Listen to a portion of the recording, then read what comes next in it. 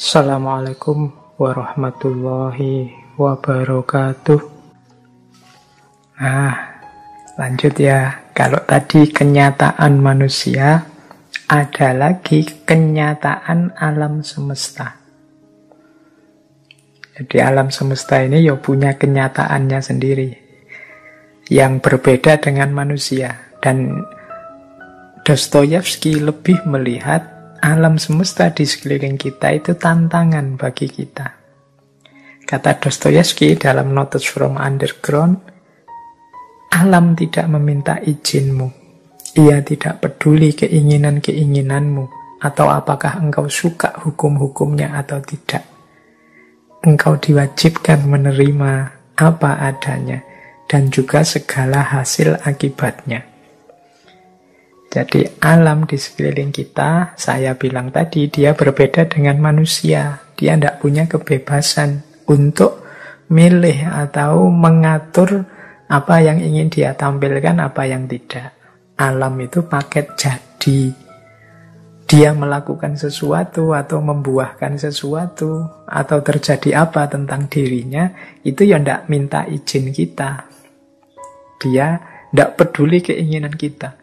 Wah, saya ingin mbok yo sekarang ndak hujan. Alah, kok ternyata malah hujan. Saya inginnya sekarang hujan, malah ndak hujan-hujan. Itu kan suka-suka alam. Dia punya rumus sendiri yang kita kenal dengan sunnatullah, hukum alam.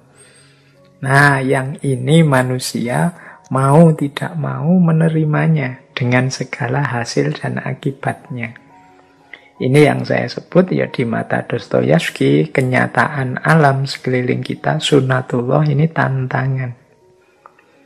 Ini menarik nanti dalam Dostoyevsky. Dia menjajaki kemungkinan bisa ndak ya manusia itu menantang sunnatullah itu menyiasati hukum-hukum alam ini. Sesuai kepentingannya dengan landasan kebebasannya. Nah, ya penjelasan ini nanti berhubungan dengan pandangannya tentang kebebasan.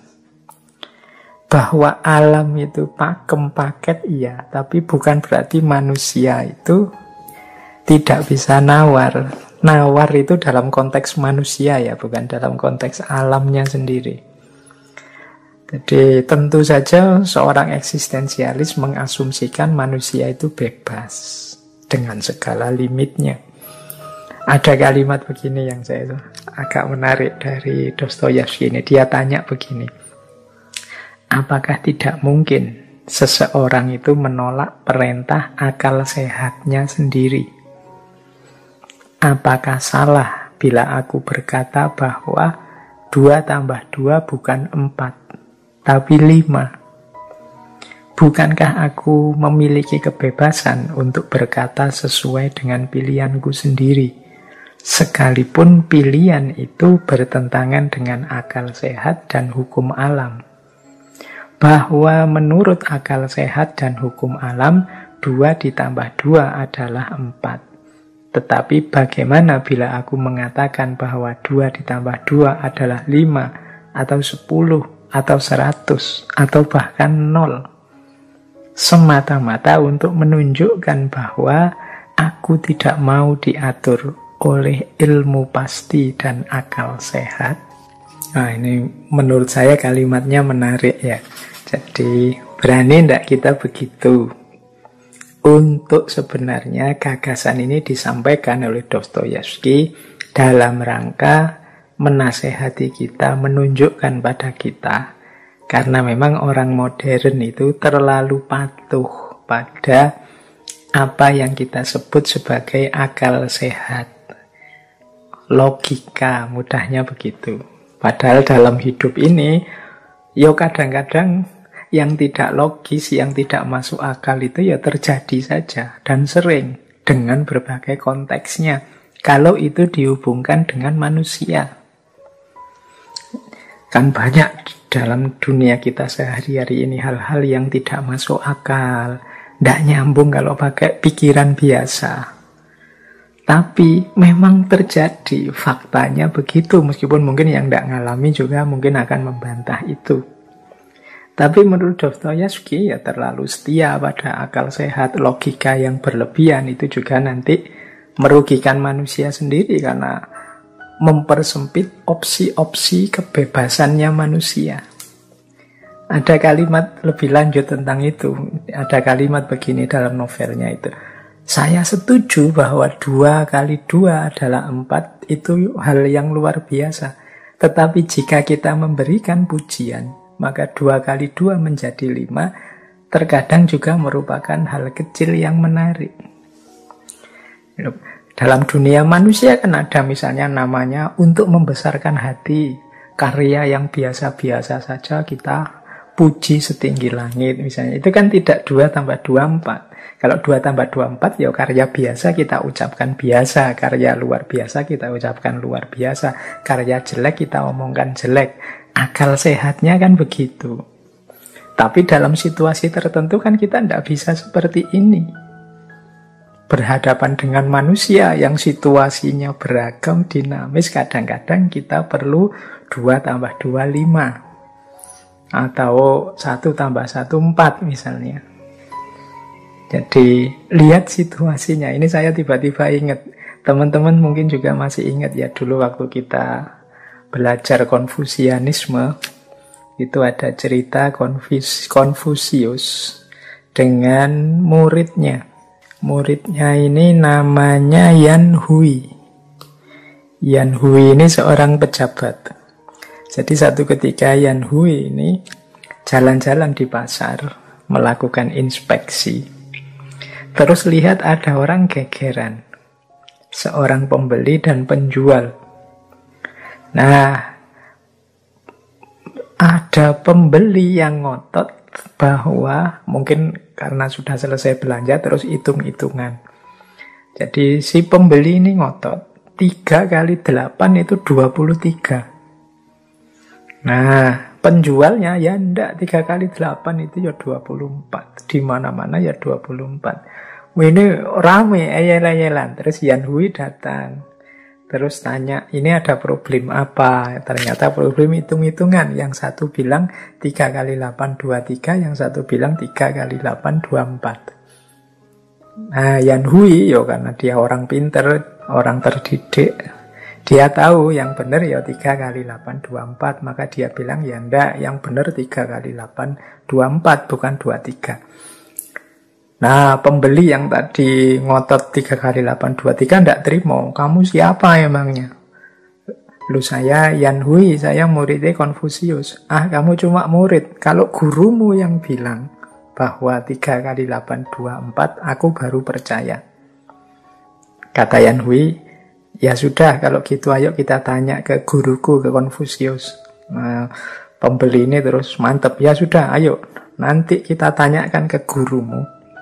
Kalau ternyata memang 3 kali 8 itu jawabannya 24 bukan 23, aku rela kepalaku kamu penggal. Terus katanya Yan Hui, ya sudah kalau kamu begitu ya nanti kalau ternyata yang benar adalah 3 kali 8 itu 23, jabatanku aku serahkan padamu. Kata Yan Hui begitu. Nah terus ngadeplah pada Konfusius. Begitu ketemu Konfusius, ditanyalah problem ini, wahai guru, berapa 3 kali 8? Ini Yan Hui sudah mantep ya, gimana-gimana pakai logika akal sehat ya 3 kali 8 itu 24. Terus malah Konfusius tanya, mengapa kok bertanya begitu? Ceritalah mereka ini tentang situasinya, termasuk taruhan tadi. Kalau jawabannya 24, pembeli ini akan menyerahkan kepalanya. Sementara kalau jawabannya 23, ya Yan Hui menyerahkan jabatannya. Akhirnya Konfusius terus jawab, kalau begitu menurutku yang benar 3 kali 8 adalah 23. Nah, senenglah pembeli ini. Yan Hui pucet. Iki gimana punya guru kok katanya orang paling pinter, jawabannya kok melenceng. Jangan-jangan sudah pikun. Tapi ya sudah resiko kesepakatan tadi, akhirnya dia menyerahkan jabatannya. Begitu pembeli tadi pergi, proteslah Yan Hui, wahai guru, masa dalam rumus apa, dalam cerita apa kok bisa 3 kali 8, 23? Harusnya kan 24. Ya kata gurunya, kata Konfusius, ya kamu melihatnya jangan hanya di level itu. Kalau pakai Dostoyevsky tadi, jangan lihat akal sehatnya saja. Coba kamu lihat, kalau aku bilang 3 kali 8, 24, akan ada nyawa yang hilang. Kalau saya bilang 3823 kan cuma jabatan yang hilang. Menurutmu mana lebih penting? Jabatan atau nyawa? Nah, ini yang saya maksud ya. Ada situasi yang berbeda yang menuntut kepekaan dan keluasan berpikir kita. Tidak sekedar mengikuti tuntunan hukum alam dan akal sehat saja. Ini yang diinginkan oleh Dostoyevsky tadi dengan cerita kebebasannya tadi. Apa tidak mungkin ada momen ketika 2 tambah 2, 5, atau 3 tambah 3 itu 7 dalam hidupnya manusia. Dengan dasar kebebasan kita dan situasi kemanusiaan. Baik. Jadi ini di antara gagasan-gagasan eksistensialnya Dostoyevsky yang ada dalam novel-novelnya. Oke, untuk malam hari ini saya cukupkan sekian dulu.